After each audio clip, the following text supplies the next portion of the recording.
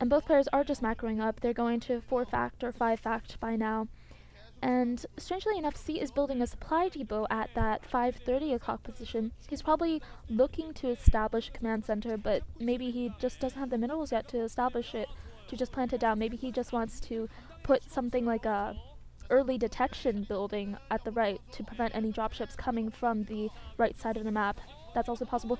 C is now trying to approach Nada's siege tanks, but his tanks are all siege, and there are more tanks in the back, and they'll be able to clean up this force by C. And all of his tanks go down. That was kind of careless. He shouldn't have just walked in his tanks like that.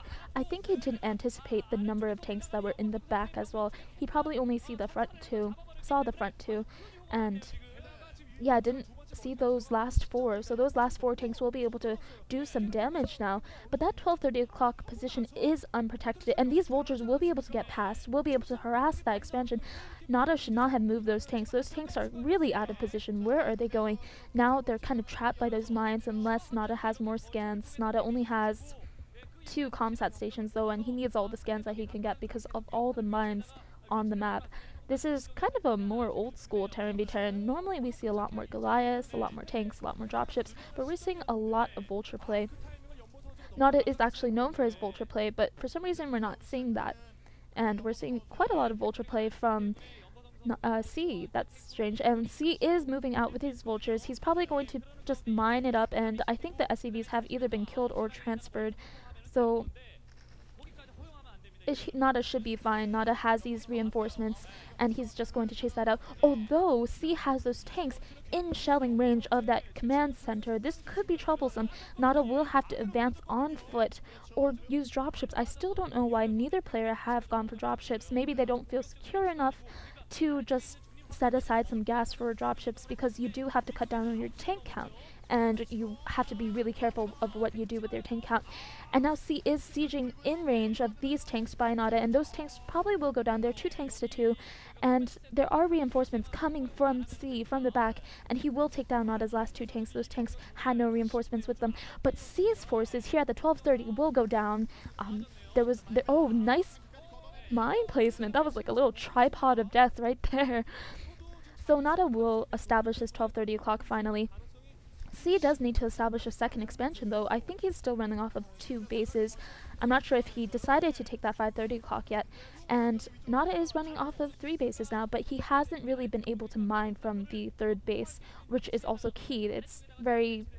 Both players are actually essentially equal bases, and now C is establishing that 9 o'clock position, so he might be alright. Both players are still even, and plus or minus a few tanks and vultures, and plus or minus a few tech differences. I think that while Nada still has he has a lot of Wraith capability, but C has more Goliath capability. He hasn't really been building any Goliaths because Nada hasn't been building Wraiths or dropships. I'm still wondering why these guys aren't building dropships. They love vultures. Maybe it's because this is Rush Hour 3. There is this circuitous track along Rush Hour 3 that allows you to just go around, mine things up, and nice mine taking. There have been a lot of crazy mines this game, taking out tanks left and right, and C's vultures will just mine and run away. So C won't be able to do any damage at that natural expansion of Nada's. I think smartly, we can see on the minimap that C has placed those mines on the ridges behind his expansions. A lot of these expansions are overlooked by ridges, and dropships with tanks would be completely devastating to expansions. So he's playing very carefully right now. We can see that C is playing carefully. But now both players are just continuing to macro. I think both players are approximately even, although this match may turn the tables.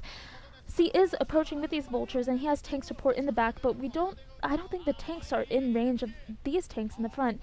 Maybe they are, maybe they can. And that last tank by Nada goes down, and now I think the siege tanks are in range. C's siege tanks are in range of that command center, and will he prevent... No, it's not actually. Never mind. Both players are frantically trying to repair their siege tanks.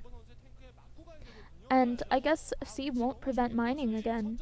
But C has been doing quite a good job of just forcing Nada to continuously stop mining at the 12:30 o'clock position. Nada is now taking a 1 o'clock position too, and C is finally taking that 5:30 o'clock position. So we are going to be 4 bases to 4 bases soon. Although one of Nada's bases has just not been mining, so it's more like 3.5 bases. Both players are really turning into late game Terran, though this game could last extremely long, for an extremely long time. Vultures are coming up, but they won't do anything. There are a lot of supporting units for Nada, and that's good actually. He doesn't have as many tanks, I think. Maybe he just hasn't had the gas up for as long as C has, but Vultures will prevent other Vultures from getting up there and mining up your tank line. It looks like C is actually going for race now. He does have a science facility as well, so we probably will see upgrades soon. Maybe, I think both players are at 1-0 upgrades right now. Probably hit 2-0. Those siege tanks are in range of that SCV line, and this could be very dangerous for Nada. Nada is sending out his Vultures and his SCVs right now. Is he using his SCVs to... I don't think it's a good idea. He's losing all of his SCVs, even though they are technically melee units. They are effective, I guess, against SCVs, but that was not a very effective use of those SCVs. Maybe if... I don't know. That was just not smart. He didn't have any tank... Nada didn't have any tanks to reinforce that little Vulture SCV dance around C's tanks. C did a really good job there, though. His splash damage to kill the SCVs didn't take out any of his own tanks.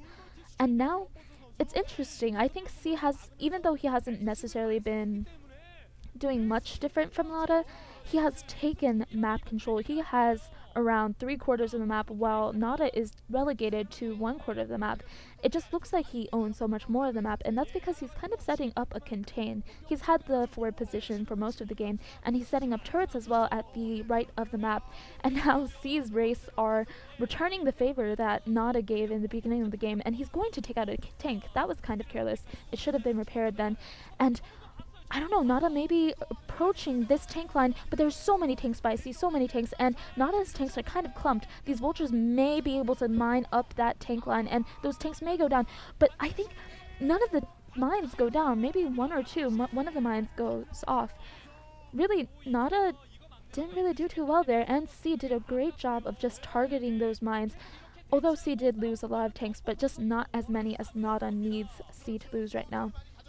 Nada does have a lot more tanks, though, to protect that 12:30 expansion, so he's doing a better job than before when he only had around 2 tanks. I don't know, Nada has been behind in tank numbers most of this game. And now C is moving out with a group of Goliaths and tanks as well. Goliaths probably for those wraiths that Nada has produced. Nada only had 1 wraith, I think, that did get knocked out. But really, this game is kind of strange. Why? I'm not sure why neither player have really been going for Goliaths and tanks. Now we do see some Goliaths from Nada, and we see some Wraiths. Wraiths are useful against dropships. Maybe that's why neither player was too excited to build dropships. Maybe that's why we haven't seen as much dropship play.